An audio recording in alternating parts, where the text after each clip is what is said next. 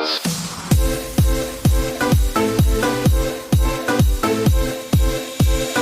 day, ma'am. My name is Berhil B. Castro, together with my group, and this is our report, ma'am. And our report is all about global cities.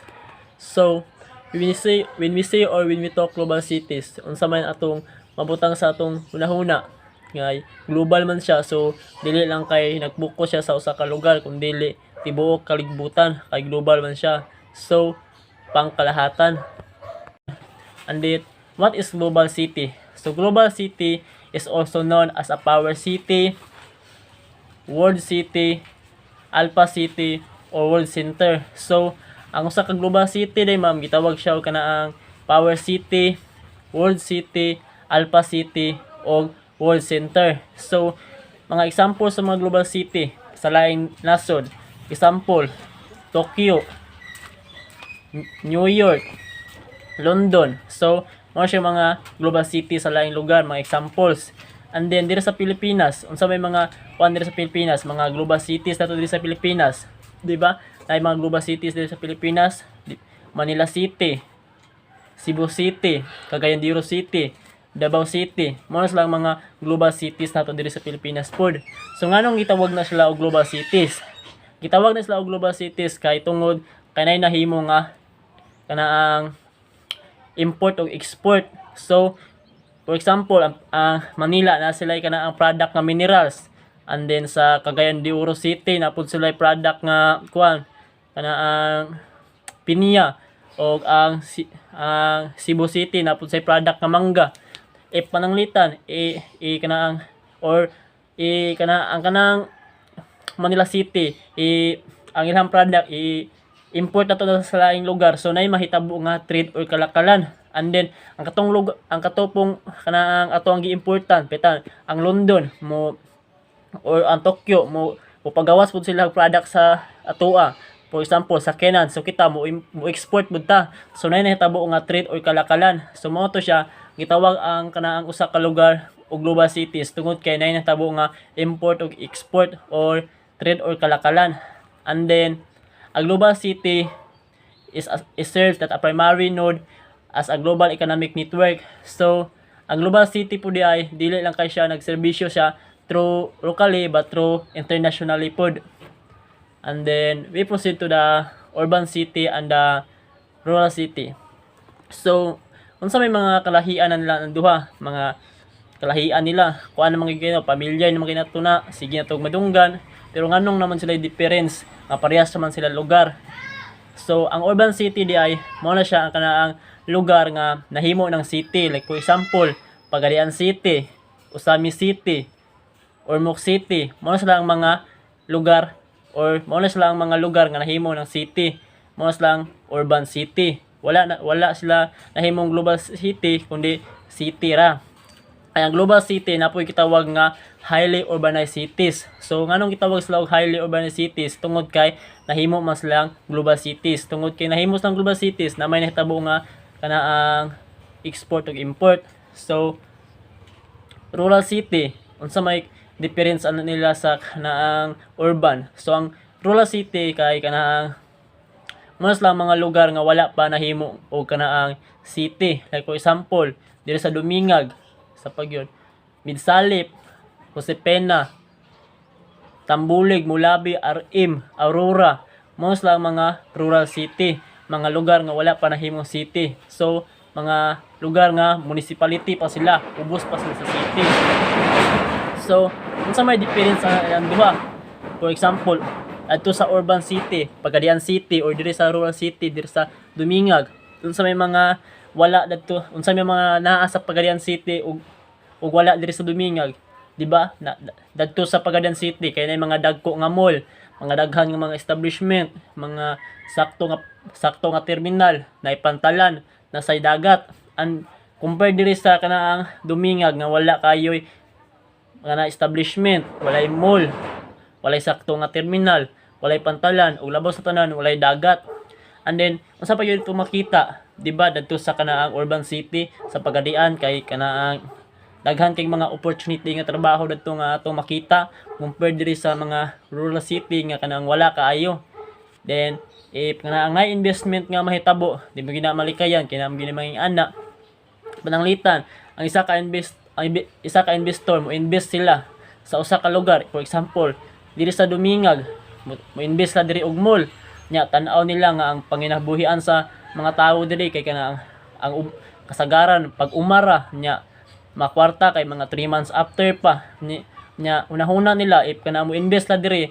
So ay lang mga kanang baligya kayo dili kayo mahalin og dali. If naaman tay mahalin pero gamay ra compared to sa urban city sa Pagadian. If dadto sila mo invest, dali ra mahalin ilahang mga baligya kay tungod kay mga tao dadto mga 1 month after pa makakwarta na kay tungod kay kahit yung mga trabaho nga mga makita. And then kana ang usa po daghan po kayo mga tao dadto, so kusog gyud kay ang halin. So mao nang akalahian sa kanaang urban city ug rural city. And that's all ma'am, thank you. And then ang rotor ato ma'am kay kanaang nahimong global city ang usa ka lugar kay tungod na ay kanang import o export nga nahitabo og trade or kalakalan. Thank you. Good day everyone, my name is Renz Joshua Tautuan, Group 5 members. I will tackle about indicators of global city.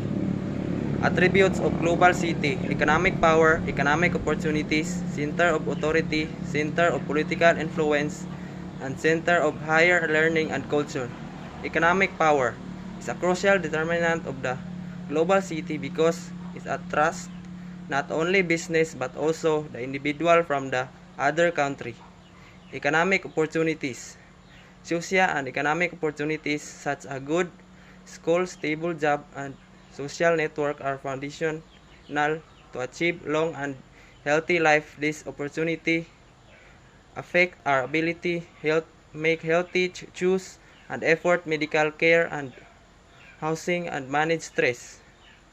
Economic competitiveness: there are actually the number of definition of the World Economic Forum, which has been measuring competitiveness among the country since 1979. Despite it has a set of situation, policies, and factors that determine the level productivity of the country. Others are the subtly different, but all generally we use the word productivity. Center of authority: stage power, political influence, powerful political hubs, extra influence on their own country as well international affair. Example, Jakarta, Indonesia, the main headquarter of Association of Disasters Asia Nation. Center of political influence: there's another reason some global cities have extensive political influence, and that is the cause there are home auto regional or the global headquarters of the major international organization. First, boost the organization or economic operation and development or OECD and the Europeans headquarters of the World Bank and IMF. Center of higher learning and culture: cultures like ethnic groups have their own cultures and doing things. College has a surface cultures difference such as classes, dress, home, load, or demographic, class, or holiday. My name is Nicole Gio de la Pina from Base Cream 1A, and I am the next reporter, and my report is why studies global cities. They interact with states and other international actors pursue objectives that are often intertwined with global economics agendas and are crucial to questions related to climate change, mobility and migration, technological innovation, economic development, and infrastructure. Why should we study global cities? Cities have historically been drivers of growth and development. They act as connectors in global networks, providing pathways that facilitate global flows. What are the benefits of having global cities? Global cities is the source of strategic advantage and have a competitive edge in the globalized economic system.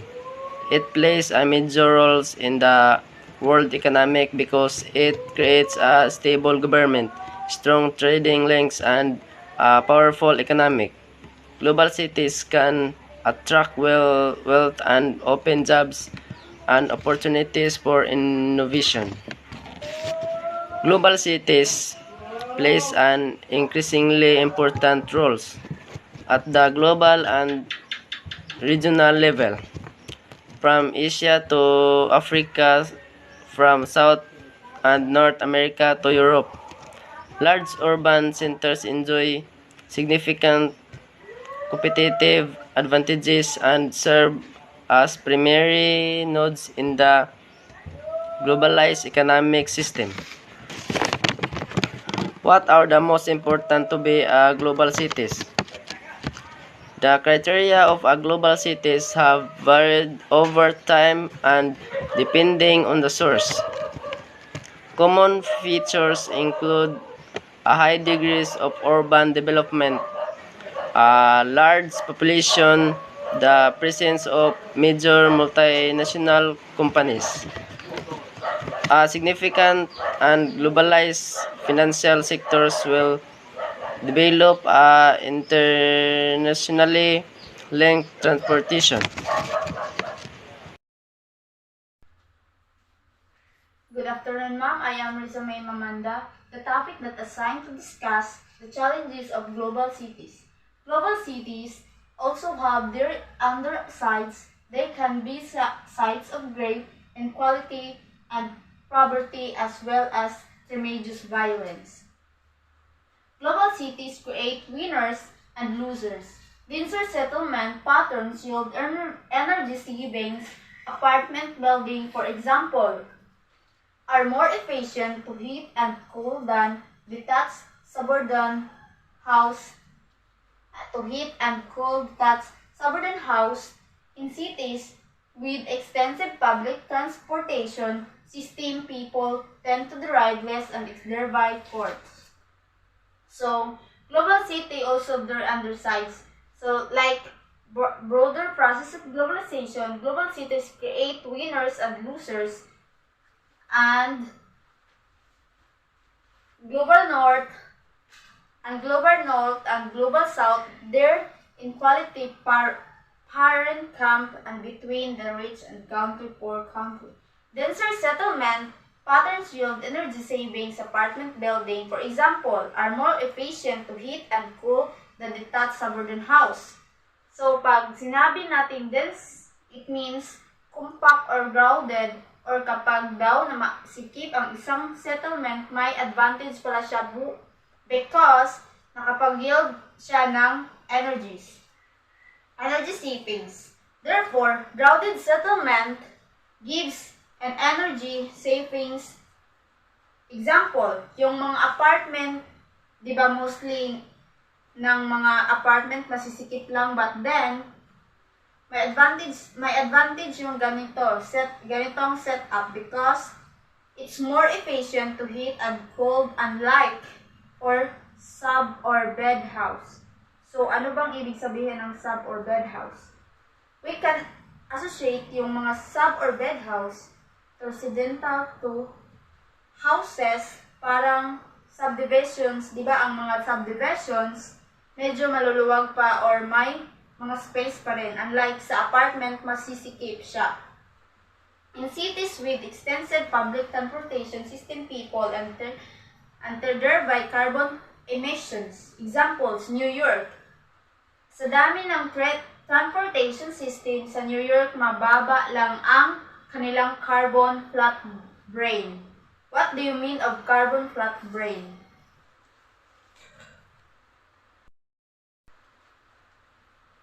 It is the total greenhouse gas emissions or individual. We all know naman na greenhouse we can cause global warming. New York less polluted than yung area nila. Asia, same sa New York. And Singapore and Japan is low ang kanilang kanilang pollution.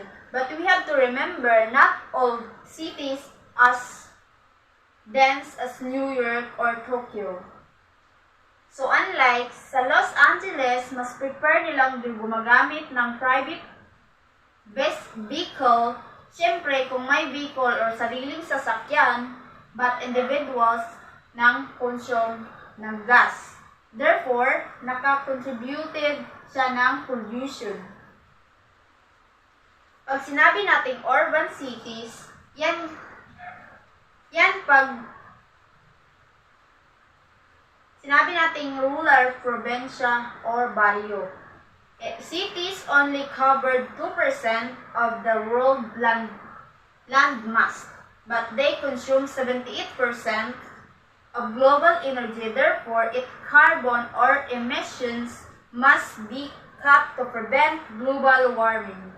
This massive energy consumption in cities must be curbed. Cities only covered 2%. Di ba napakaliit lang ng sako ng mga cities kasi nga maliit lang yung mga cities. But take note, they consume 78%. Example,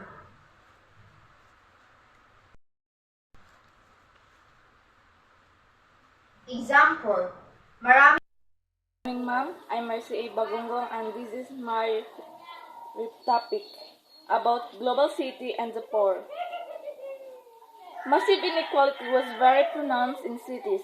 Some large cities, particularly those in Scandinavia, have found ways to mitigate inequalities through state-led social redistribution programs. Yet, many cities, particularly those in the developing countries, are sites of contradiction. In places like Mumbai, Jakarta, and Manila, it is common to find gleaming buildings alongside massive shutty towns. So, when we see Scandinavia, hindi nito nire-refer yung isang bansa. It is the nodes of countries of Norway, Sweden, and Denmark. So, kumbaga, Scandinavia, isa siyang term na tinutukoy niya noon is Norway, Sweden, and Denmark. Although inequality exists in the most of the cities. Di mawawala yan, but in cities in Scandinavia, they implemented ways to at least minimize or lessen the inequality respective places. So, ini-implement nila the redistribution program. So, may iba't ibang redistribution programs. However, in many cities, particularly those in the development countries, our sites of contradiction is ito yung mga bansang di ganun kayaman.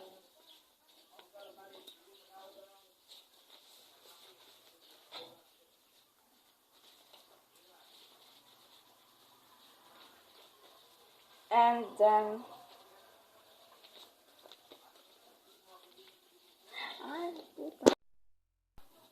in outskirts of New York and San Francisco are poor urban enclaves occupied by African Americans and immigrant families who are often denied opportunities at a better life.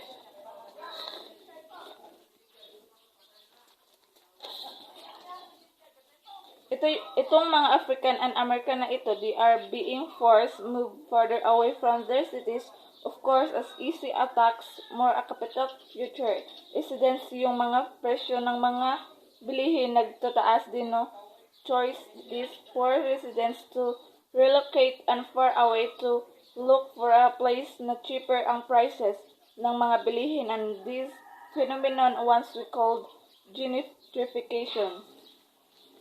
Gentrification, a phenomenon of driving out the poor in favor of newer, wealthier residents in Australian cities. Poor originally Australians have been most acutely affected by gentrification. In France, poor Muslim migrants are forced out of Paris and have clustered around ethnic enclaves known as banlieues. In most of the world's global cities, the middle class is also thinning out. Globalization creates high-income jobs that are concentrated in global cities. In places like New York, there are high-rolling American investment bankers whose children are raised by Filipino maids. Our OFW na nag-work sa ibang bansa na usually naging katulong sila and most of the time sila yung nag-aalaga sa mga anak ng mga amo nila. Yung mga foreigners, therefore, ang supply nila, a large global city be a paradise, some feeding heaven siya sa ibang tao, but some people para itong impyerno. So dito ang exist pa rin yung inequality para doon sa global north and global south.